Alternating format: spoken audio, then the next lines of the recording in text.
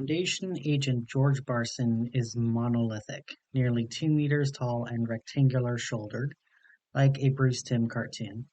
He is bald, bearded, and immaculately presented.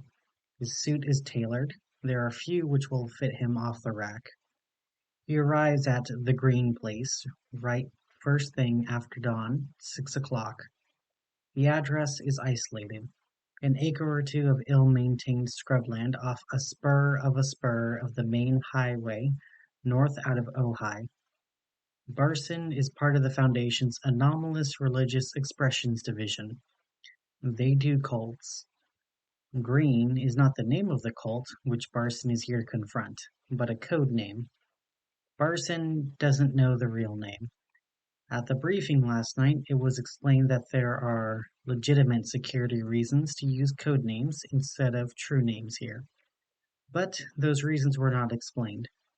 Barsin, no fool, took this to mean there is some form of cognito hazard surrounding the true names, or a memory clouding phenomenon which made them impossible to record, or, and he's dealt with Foundation research staff for far too many years to not consider this, somebody just straight up forgot to record the real names and is trying to cover for themselves.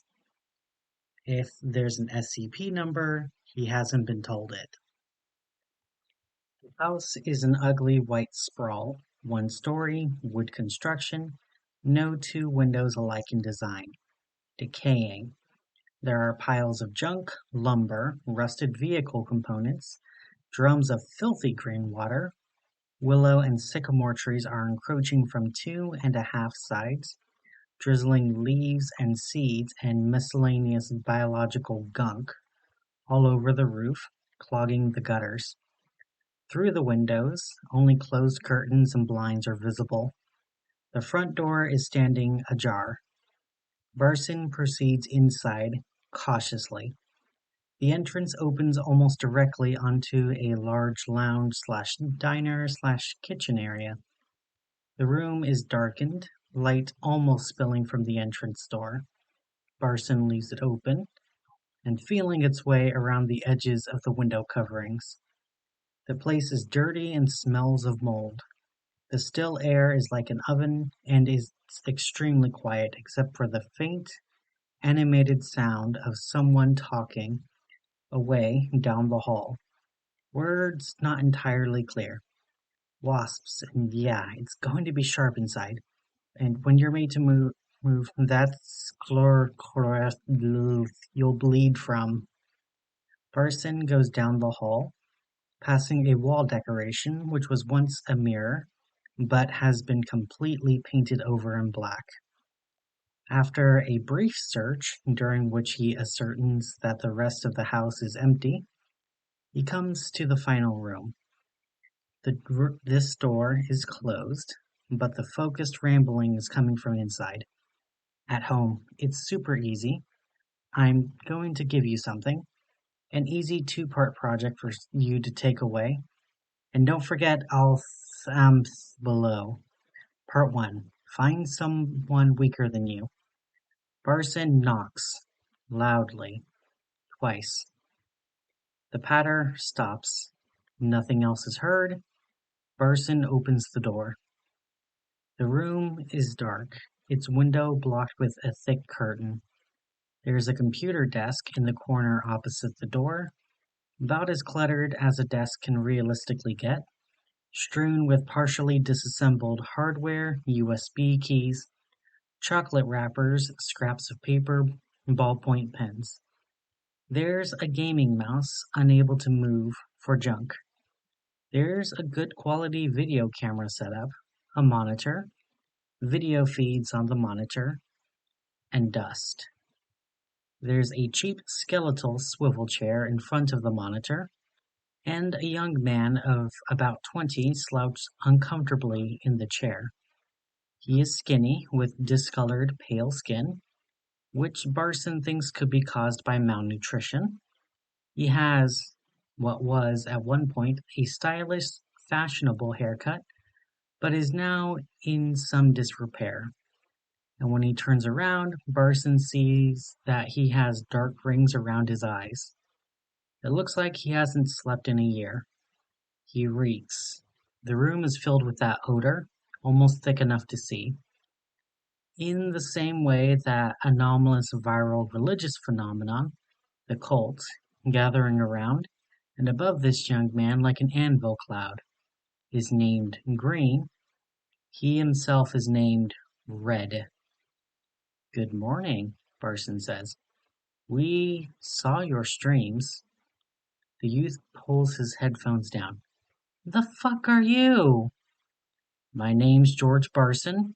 I'm part of an organization which,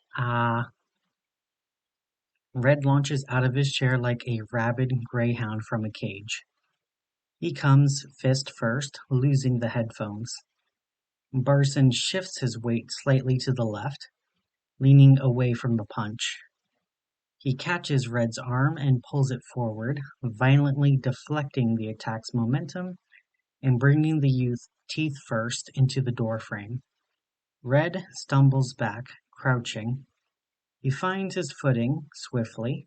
Froth is developing at the corners of his mouth, mixing with blood. Scrabbling around the junk on the floor, he puts his hand on a soldering iron. As Red comes forward again, Barson wastes a critical split second trying to trace the iron's cable to figure out whether it's plugged in and hot or not. It's not, but that's enough distraction that Red gets right up there, driving the iron up into Barson's gut with both hands. There's an electronic screech and a spark of orange light. The iron holds Barson's shirt but skitters off his abdomen, opening a long tear. There's bare skin underneath. His shield is invisible, partly mythical, and protects his seemingly exposed head just as well as the rest of him. Barson takes Red in a headlock. Some haphazard kicking ensues, less well choreographed. Red has a demon's energy behind him, but Barson has, to be blunt, arrived prepared. In a few more moves, Red is disarmed, stunned, flat on his back, and good for nothing. Barson takes stock. The number of genuine fight-for-your-life fights he's been in is still in single digits. This one ranks about in the middle. 15 seconds of activity, both of them made mistakes, a learning experience. Then I'll dispense with the introductions, he says to Red. The live streaming vector was novel. We hadn't seen that before. Very effective compared to the generic self-help book and walled compound model. You get 1 point for originality out of 10. But we predicted it decades back and we had the containment procedures ready to go. We have people at the streaming services. As I speak, we're locking you out of your account. We're using your own channels to distribute inoculation codes. Barson tries to tidy his shirt up. It's not going to work. Never mind. But you're the source, he says. A simple inoculation code would glance off. Physical intervention is required. He reaches inside his jacket, where he has a perfectly serviceable gun, which he elected to leave where it is for this confrontation, and produces a device not unlike an ophthalmologist's scope. He kneels and lifts Red's right eyelid and aims the scope at it, projecting a brilliant white spot of light, which bathes the entire eye and causes it to lock open.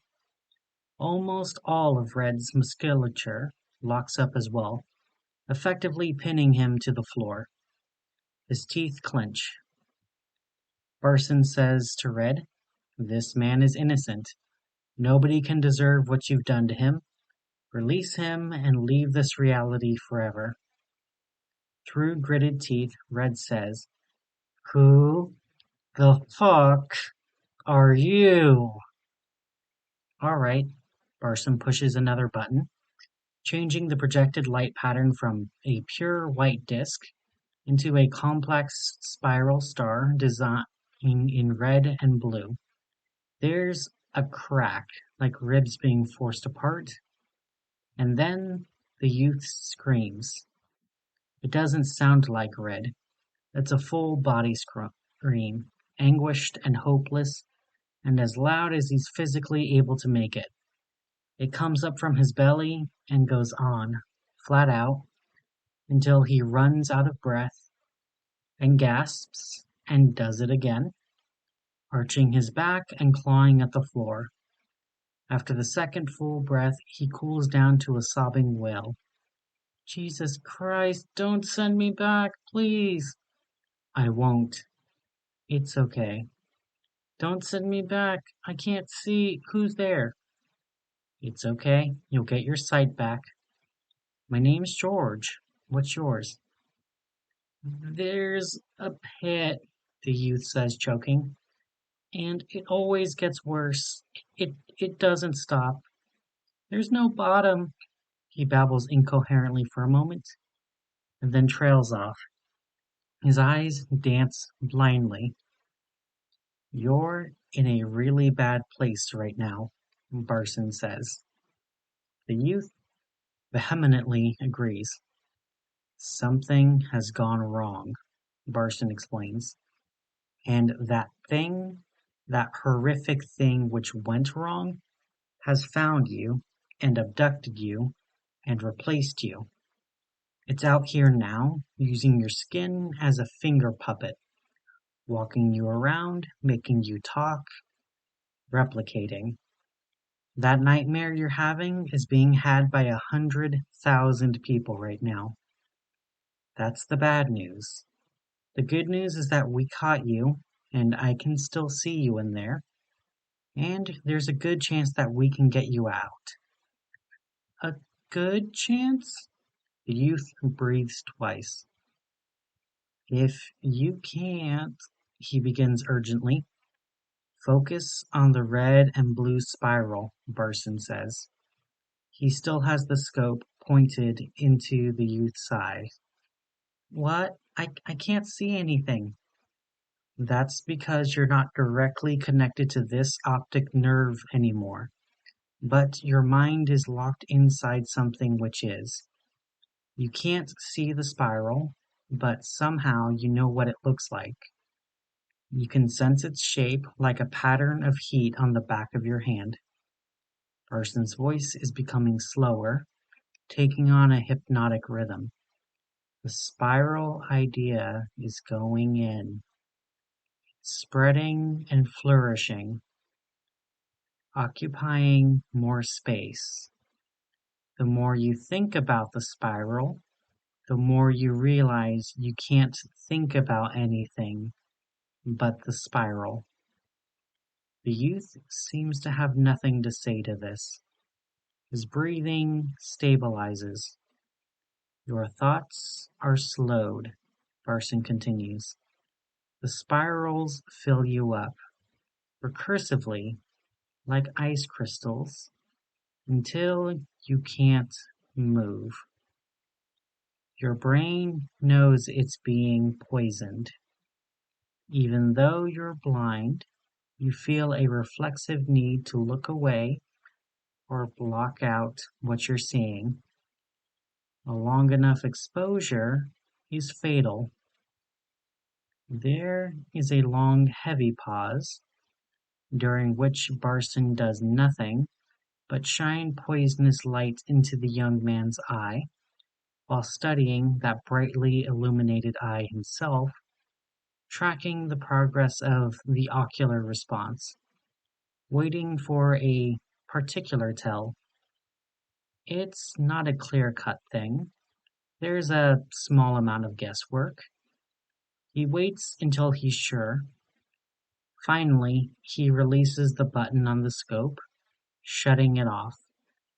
The youth is now completely inert. Barson stands up, knees creaking.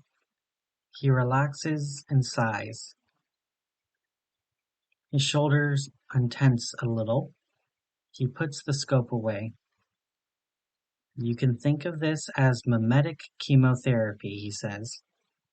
He says it to himself, mostly, to fill dead air. The young man can only hear pink fuzz now. The spiral symbol is an elementary cognito poison.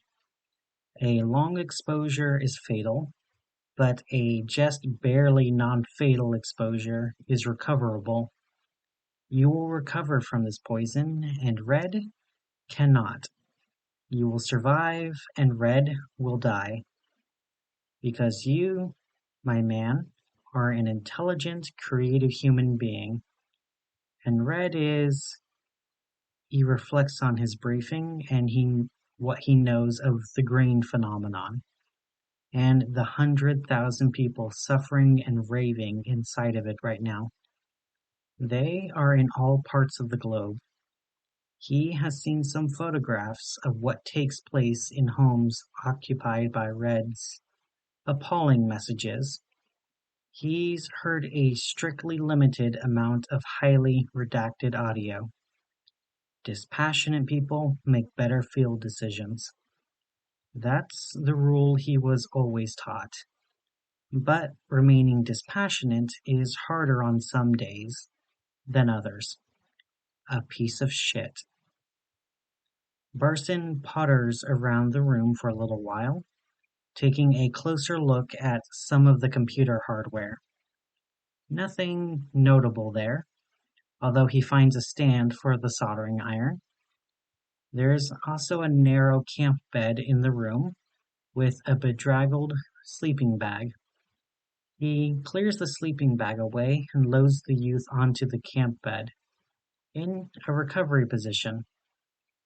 He pulls the curtain open. It's an obnoxiously sunny day, and the sun is aimed right in through that window. Finally, Barsin picks up the swivel chair and settles into it, on the far side of the room. There he can keep an eye on his patient. He pulls a Foundation-issued phone from his pocket, along with a horrendously tangled pair of cheap earbuds, which he begins to untangle. He relaxes into his monologue. It's not as if anybody is listening. Fact is, I didn't need to come here. There's more than one way to physically intervene when something like grain comes around. You know what the original plan was when we found out about you? Orbital laser cannon to the top of the head. We can do that, my man. From time to time, your house would be a circle of scorched timber, with you a burnt marshmallow in the middle of it. That's our latest methodology for dealing with virulent, single culpability memetic anomalies. We do it at arm's length, at the longest possible distance, unblinkingly and unfeelingly, and to hell with the details. It's brutal, impersonal, very expensive in orbital laser maintenance. We get to say to ourselves that it's effective. Maybe it is. I'm not at that level. I don't get to see the statistics. But what I do know is that we can always do better. And I looked at the file, and I looked at you, and I took a long shot. Honestly, I'm a very small guy in the grand scheme, but I stood up in a pretty intense meeting with people who I don't really have the authority to say anything to, and I said to them, this is a paraphrase, there's a completely innocent kid at the center of this. He doesn't deserve this. At minimum, we've got to make the gesture. A shadow passes across the room. Barsin looks around briefly, but whatever it is has gone. He thinks nothing of it. And then I also said, if it works, it'll save us a boatload of money. I think that part was the part which got their attention, but I got the thumbs up, so here I am, trying to save your life the hard way, instead of just atomizing it. It'll probably take all day. 6, 10 hours. Don't worry, I have podcasts. He finishes untangling the earbuds and screws the first of them into his left ear. Your people must really hate you, Red says. Shit. Barson draws, late. Obviously, nobody should be able to talk right now, but the real reason he draws late is that the command lands. It should just pass him by, but there is a sharp, spiteful element of truth to it. Truthfully, nobody was a fan of the idea. Barson has been saying for a long time, with gradually increasing volume to gradually increasingly senior Foundation overseers, that a chat beats a fight. He's been ignored over and over. Yesterday, when they finally said that he could try it, it was grudgingly. And so a momentary flicker of foul suspicion appears. Did they know? Did they really just kill him? They didn't. He knows. Of course they didn't. But it's too late. As he fumbles the gun out, Red has already sat up, grinning like a ventriloquist's puppet, and turned his head to look right at Barson. They make eye contact, and this time Red's eyes are open all the way, allowing Barson to see straight through what's on the other side. Green comprehension leaps out of the pit at Barson and grounds itself to the back of his skull. He recoils instinctively, breaking the connection and covering his eyes. He stumbles, falling backwards out of the chair and into the corner of the room. His orange crystalline shield fluctuates, panicking in its own way because of what just passed through it. Intermittently, it turns impermeable, cutting off Barson's frantic breathing. Then it snaps off and dies. Barson doesn't have the training to fully comprehend the idea complex he was just exposed to. He has a basic level of practical memetics training. He can administer the spiral treatment and a few others, and protect himself from certain attacks which would knock a generic human over, like a domino. But he's an entry-level practitioner, not a specialist, not a scientist. The sheer scope of Green is beyond his ability to comprehend. He feels like one of the men Louis Slotin irradiated, a demon core criticality witness. He knows he's dead. The only question is how long it's going to take. Red swings his legs off the bed and stands, keeping his grin fixed on Barson. A spinning red and blue light? How backward are you? He seems to grow larger and to sink backwards into the space. A hole where a human should be. Barson finds he can't make himself move out of the corner. It's like he's pinned. There's a creeping, staticky numbness in his hands. He understands his error now. He might as well have tried to poison the ocean. He sees the whole thing. Red's grotesque vision for the world. Its immense, vicious promise. The rot is everywhere. Those 100,000 infected are a foretaste. The spores are flourishing secretly in every aspect of reality. In people's lungs, in their minds, their words, in the soil, in the sky. Maggots and cancers and star signals. How can anyone think like that? How can anyone want that? You, Barson means it in the singular. There's no distinction between Red and whoever that original human was. There's no one to rescue. It was a damn ruse. It was voluntary. You made this happen? He manages. It didn't abduct you? You invited it? Hacked your own soul in half and offered the pieces up? For no reason at all.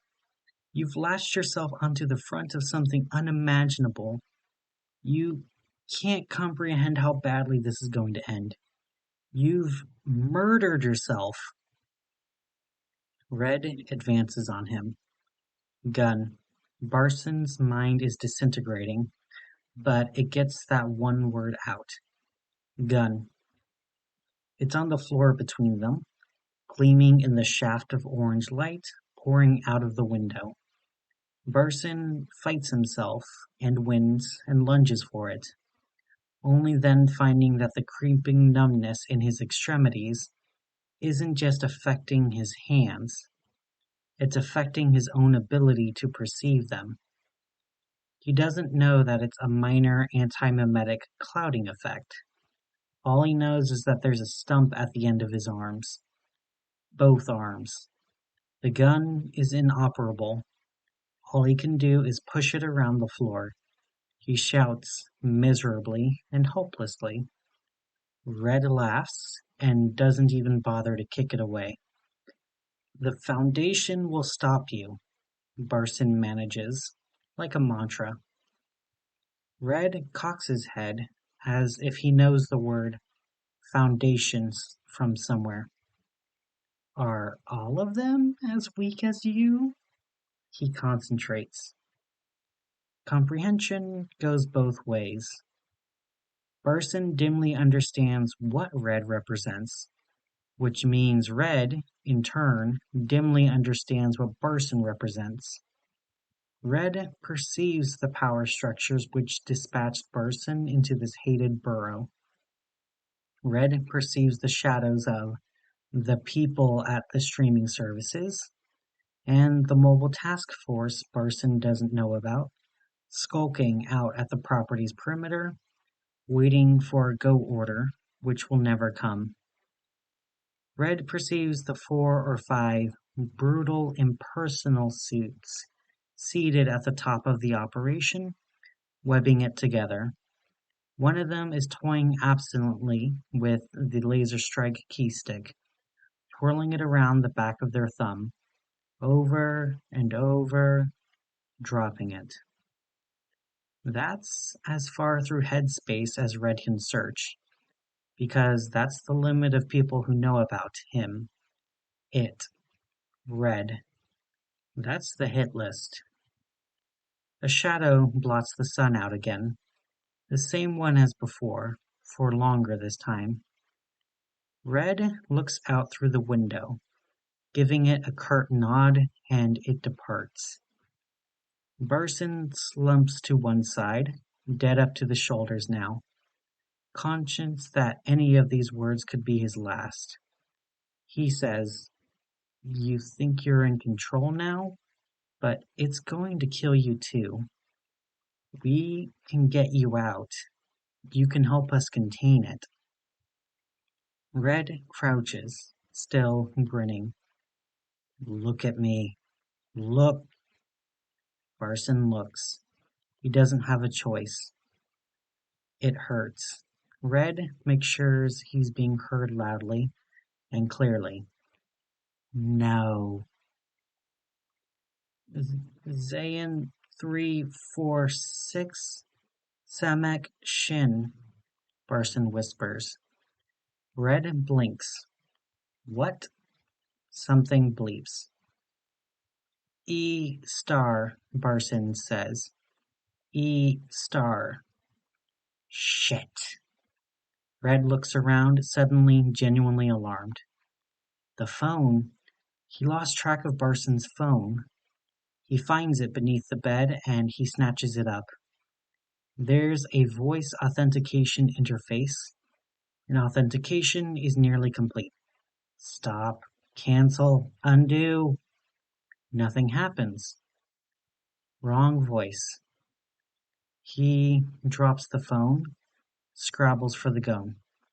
"Zilochi Inoria. Fire," Barsin says. Red puts a bullet through the phone, and a second through Barsin's skull. He looks up at the ceiling, waiting, still alarmed, and he waits. But nothing else happens.